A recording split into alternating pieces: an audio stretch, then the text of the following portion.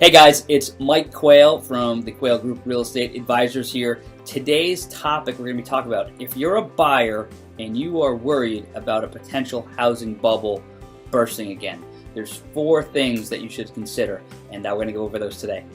So the first thing to consider is the overall economy. What's happening in the economy? Well, unemployment rate is very low. The tech sector, medical sector, they're both hiring in droves, especially here in our area, here in the northeast part of the country. So we're doing well. Federal Reserve, they did raise interest rates last December, and they're likely to raise them again in the near future, as the economy continues to grow and evolve. The second point to consider is the mortgage requirements that are out there. So before the crash, we had the mortgage requirements were very lax. You could be breathing and tell people you made $500,000 and they'd actually give you a loan. It was actually called a no doc or a no documentation loan. But now the mortgage requirements are very intense. You have to have all your pay stubs, letters of explanations for strange deposit amounts, so much explanations, very intense, which it's tough for buyers, but what that means is the loans that are out there in the marketplace have been heavily vetted. So if we do have a crash, it will not be because of loose mortgage regulations. Number 3, housing risk. So if you're worried about a potential dip in prices or a crash, you should really, if you're buying a house and you're not just doing it as a professional flipper, you also need to look at it not just as an investment in the price, because the price will fluctuate over the time of your ownership.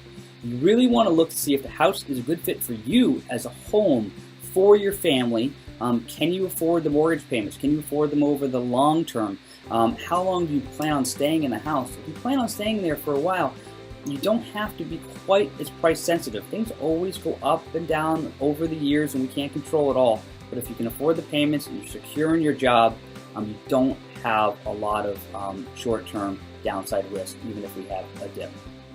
So the market itself, when we talk about like interest rates, for instance. So like right now, let's say you can get a 30-year mortgage for, let's say, 3.265, but in a few months, if rates go up, you might get a 30-year mortgage for 4.375, and you may not be able to afford the same type of house that you could have just now. So rates still are low, but they've been historically low for the last couple of years.